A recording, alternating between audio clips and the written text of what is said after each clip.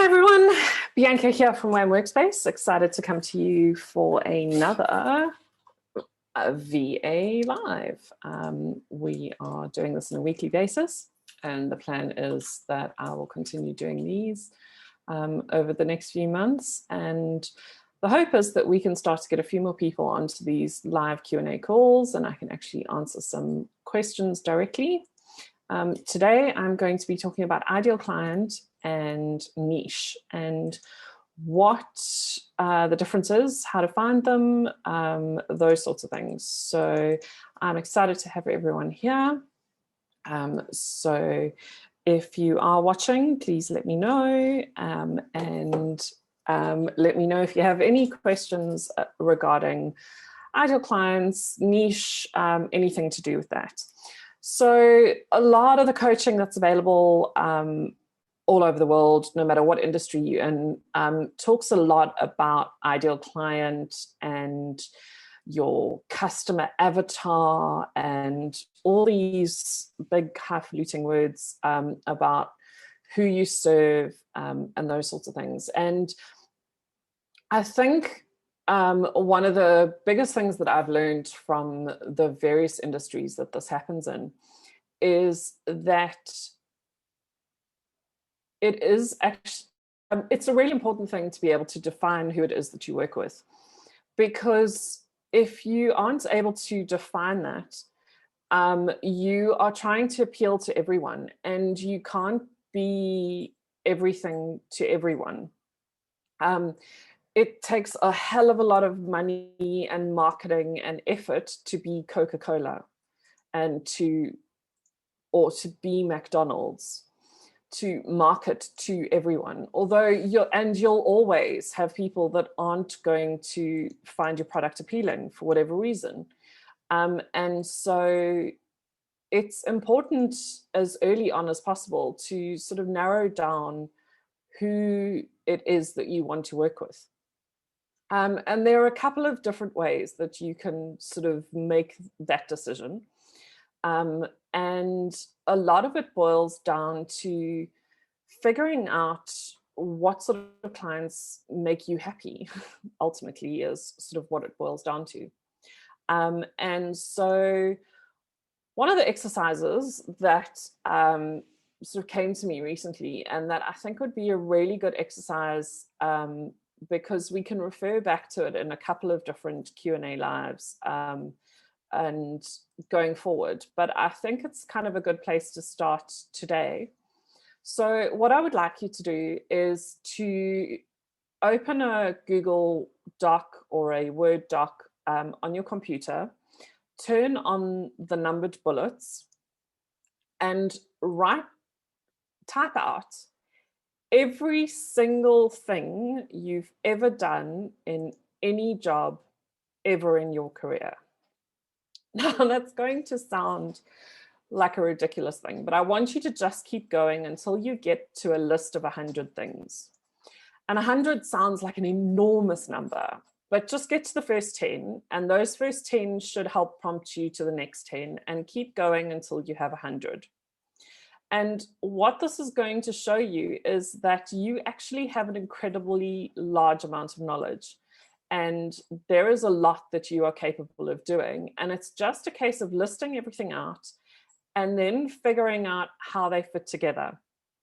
So some of the things that you would include would be talking to people on the phone, if that's something you've done in a job before.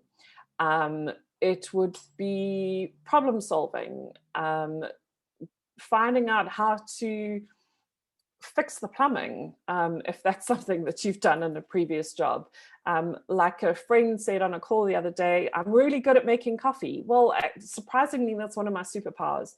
I make phenomenal tea and coffee. I don't even drink tea.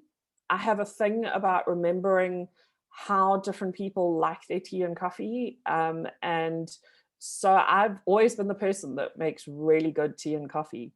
But I would put that on my list, because you never know when it's going to come up, and you never know how some of this information might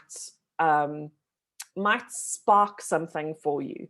So you might put down figuring out problems on the PABX system when you were working as a receptionist, when you were between matric and university, or you learned to drive a left-hand car. Yeah, left-hand drivers, the Americans, because you were au pair. I was suddenly trying to remember which side we drive on. So think about all of the things that you have done in previous jobs and just get that list to 100. I don't care how out there or weird or strange or unrelated they feel to being a VA. Write down 100 things that you have done successfully in a previous job. Writing emails, Googling for answers, you name it. Literally think about all the things that you've done, undoing the paper jam and the printer. Write down every single thing that you've done until you get to 100. And once you get there, have a look back at everything that you've done. And that is going to help you start to figure out if there's possibly a niche in that list of things that you've done. And it's also going to help you identify. So that is the one part of the homework that I want you to have a look at, is that's just it. I want 100 things on a numbered list somewhere of everything that you've ever done in a job that you've been in before, whether you were paid for it or not, whether it was officially part of your job or not. I just want you to write down and just see that you have 100 marketable skills. So that's the first part. Another part of your homework that I would like you to do is have a think about your top 3 clients or bosses or colleagues. So the 3 people that have had the most impact on you as a person in a positive way. So whether they are people that you've worked with, or teachers that you had at school, people in your community, but have a look at kind of the top 3 to 5 people that you think about when you think of really good at their jobs or really nice people to be around. And I want you to have write down their names, write down the qualities that you think make them that kind of person, that sort of really positive person in your life. So, for example, I had a very influential science teacher when I was in high school. And what he did more than any other teacher that I've ever had was empowered me to look at things differently. So he was very much, he didn't care if you answered according to the textbook, as long as whatever you answered made sense logically. And so he very much promoted that we think outside the box. He also happened to be the stage management teacher, which I was very involved in as well. But even there as well, it was, I was never shut down for thinking of something a different way to how it was documented. So he was a very influential person in my life. I have had people in my life who have really taught me the value of building relationships and how you can then leverage those relationships to get further in life in sort of various ways. I've had people in my life who have helped to teach me how important empowerment is by empowering me and showing me how to empower others. And so that is hence one of my real passions when it comes to business and life in general. So have a think about sort of 3 or 5 people who have had a really good influence and were really good people to work with. and write down the things that made them good to work with. If you already have a VA business, I would do the same thing about your sort of 2 to 3 top clients. Who were the clients that you absolutely loved working with? And then write down why each client was absolutely brilliant to work with. And then you're going to do the opposite as well. Think about 3 to 5 people who had a very negative influence on your life, from a business perspective or from a mindset perspective or something like that. And again, write down the things that the influence that they had on your life. And the plan is, I'm just trying to see if we have any comments. I don't see any comments yet. God,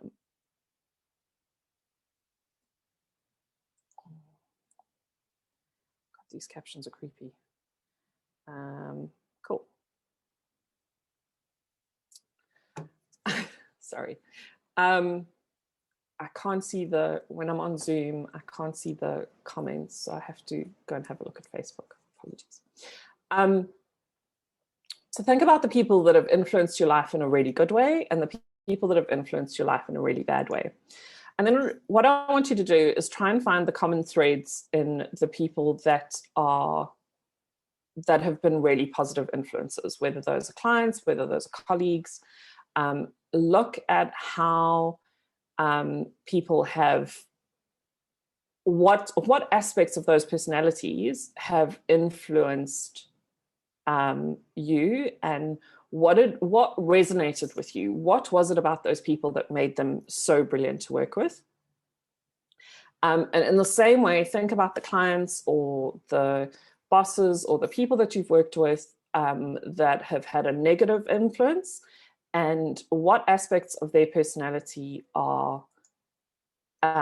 is it that has caused that for you. And that's going to help you crystallize who your ideal client is. So ideally, you want to describe your ideal client in enough detail that they're separate from anyone else, but not enough detail that they're a single person, if that makes sense. So you don't want to say you serve female entrepreneurs. It's just a little bit too vague. It's just a little bit too broad of a category. But you also don't want to say that I serve female entrepreneurs who are married with 2 children, live in a 3-bedroom house, and run a business that works in jewelry, or because then you're getting too detailed. But you want to have it specific enough that you can speak to a single person whenever you are putting your business out into the world. So we at WAM Workspace work with creative entrepreneurs who are looking to pivot to teaching online. So that is our ideal client. So that is not our niche though. Our ideal client is female entrepreneurs who are pivoting to teach online. And as with anything else, we target all of our marketing to female entrepreneurs who are pivoting to teach online. However, we have clients who are not female. We have clients who are creative entrepreneurs, but are not wanting to teach online. We have clients who are entrepreneurs who are teaching online and have been for a long time, and are not pivoting. So although we speak to our ideal client whenever we are marketing ourselves, we don't restrict who we work with to just our ideal client. And I think that's a distinction that sort of needs to be made clear, especially when it comes to sort of figuring out your business and getting your business going. As much as you want to work with your ideal clients and you know who your ideal client is in your business, and you target everything to that person, you probably aren't exclusively going to work with that person. We do have some of our clients are completely our ideal client. They tick all the boxes. They fit into all of the categories that we have set out as our ideal client.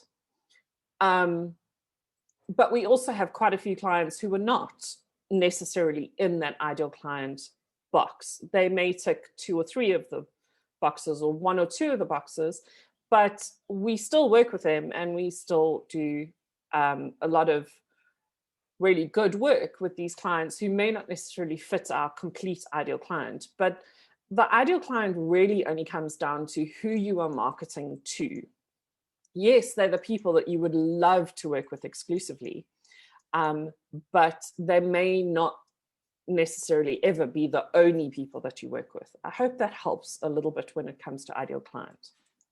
On the other hand, when it comes to your niche is where you're going to look through your 100 skills and find things that go together that would help serve your ideal client, but are a little bit different. So a niche is not the same as an ideal client. A niche is more about the how you do something rather than the what or who you do it for. So it can, to a degree, be what you do, but a lot more of it has to do with how you do it. So, for example, we are a tech VA service for creative entrepreneurs. Our niche is that we can speak both tech and creative, and we can translate a creative mind into the technology and the back end setup of all of that. That is what we specialize in at WAM Workspace. We speak creative and we speak tech, and we are the bridge for the creative mind to bring their information into the world in a technological space. So a lot of our clients are very big picture, creative, do a lot of things without a huge amount of planning and those sorts of things, and are very, very good at what they do, but don't have the skills to bring that into an online space. And so that is where we come in. Our niche is translating from creative to tech. So look at the skills that you have on your list of 100 skills, and what are the skills and the tasks and the things that you've done before. Not only are these things that you can sell to your ideal client, but thinking about this ideal client and also the opposite, the anti-client, basically. What are the skills that you can package which are going to repel your anti-client but appeal to your ideal client? And I think those are the key things that I really wanted to teach about today. So I just want to see if there are any comments on the live.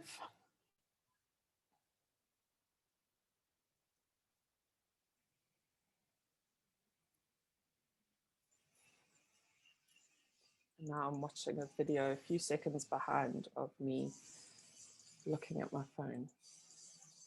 The anti-client, yes.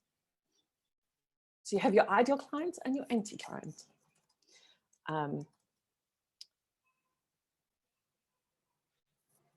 Right, I think I don't see any questions on the live on Facebook.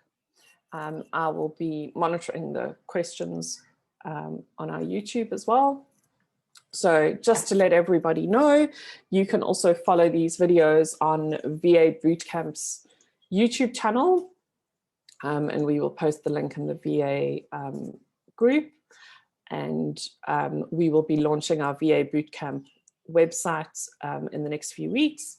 So keep an eye out on that. And we look forward to having more conversations with you on how to take your South African VA business to the next level. Have a fantastic day, ladies, and I'll catch you next week on our Q&A Wednesday.